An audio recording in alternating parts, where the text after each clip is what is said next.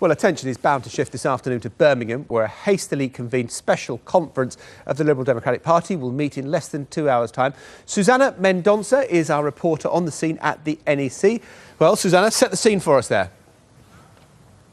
Well, John, I'm stood in a car park here outside the NEC. A few Lib Dem members have turned up so far. The reason we're here is that the Lib Dems won't let us into the conference that will be happening in there a bit later. No doubt the scent in the ranks. We've heard, of course, that Charles Kennedy, the former Lib Dem leader, has been speaking to a national newspaper today about how he didn't vote for the deal. And we know that around 100 Lib Dem supporters have actually left the party since that deal was made last week. I'm joined by one of those people, someone who used to be a member of the Worcester Lib Dems, Eddie Hartley, who's now defected to the Greens. You must be furious to take that course of action. Absolutely fuming, Susanna. It's an unholy alliance that's been formed without consultation of the membership. We've been presented with a done deal. I just do not understand where the Democrat has gone from Liberal Democrats. But you've been a Liberal since birth, pretty much. Your mother was a Liberal, your grandfather was a Liberal. For you to do this, it's pretty extreme. What's the major issue for you? Is it PR? Is it Trident? There are three red lines for me: Trident, PR and nuclear power.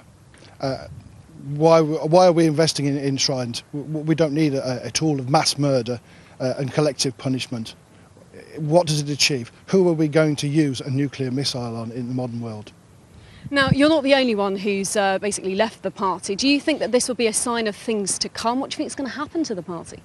I think the party is going to tear itself into the two factions that it always really was welded into, the Liberals and the Democrats. The Liberals will be subsumed into a slightly more touchy-feely, maybe, or they'd like to appear that way, Conservative Party, and the Democrats hopefully will join me in the Greens. Obviously, you know members in Worcester. What about in the wider part of the Midlands and across the country? Do you see other members doing what you've done? As you've said, 100 people already, and that's prior to this conference. After this conference, if this is put through on the nod, then I suspect that there'll be more. But there are those who might say that actually it makes more sense for you to be in government where you can effect change rather than outside throwing in stones. But we could have easily have done a confidence and supply agreement with the Conservatives and let them run their agenda. They're taking our good name and using it to their own ends, is my opinion. Is there no way that you can see a positive out of this? No, I can't. We've given away too much.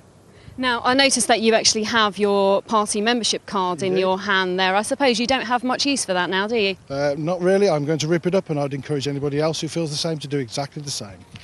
So there we have it, one Liberal Democrat member there ripping up his party membership card live on air. I suppose the message to Liberal Democrat leadership couldn't really be any clearer here, and no doubt their focus for them in there later on will be focusing on making sure that other Liberal Democrats don't feel that they should be doing the same. I spoke to the party about how many people had actually left. They told me that 100 or so have actually left the party, but around 400 members have actually joined the party since that coalition was formed last week, so clearly keeping a positive gloss on it, John. OK, Susanna, thanks very much. Very interesting there outside, I should stress, the NEC.